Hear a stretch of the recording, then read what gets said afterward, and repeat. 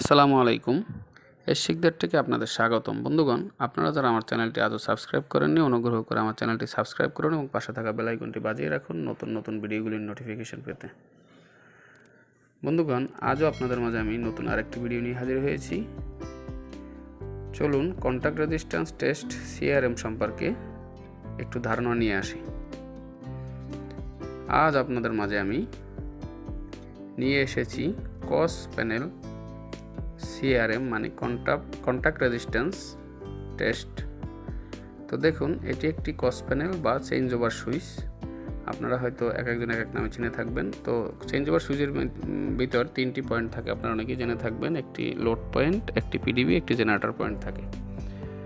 তো আমরা এখন জেনারেটর এবং লোড অথবা PDB এবং লোড যে কোনো একটি পয়েন্টের কানেকশন টু কানেকশন বা কানেক্টিং টু কানেক্টিং পয়েন্টে দেখুন আমি দুইটি রেড কেবল লাগিয়েছি। একটি হলো এম্পিয়ার ফলো করবে একটি দ্বারা, আর একটি দ্বারা ভোল্টেজ ফলো করবে।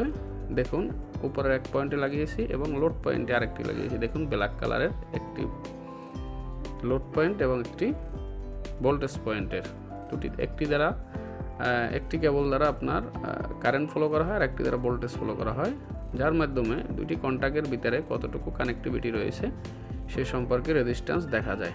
দেখুন আমি এখানে 146.71 এম্পিয়ার এবং এম্পিয়ার থ্রো করেছি, যার দরুনে আমার এখানে রেজাল্ট কত এসেছে একটু অপেক্ষা করতে হবে দেখার জন্য।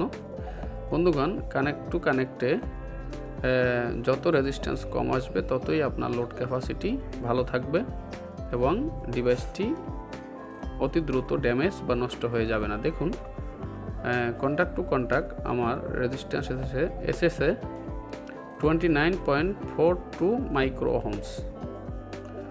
তো আপনারা বুঝতেই পেরেছেন, এর থেকে আরও কম যদি থাকে সেটা আরও ভালো। Thanks for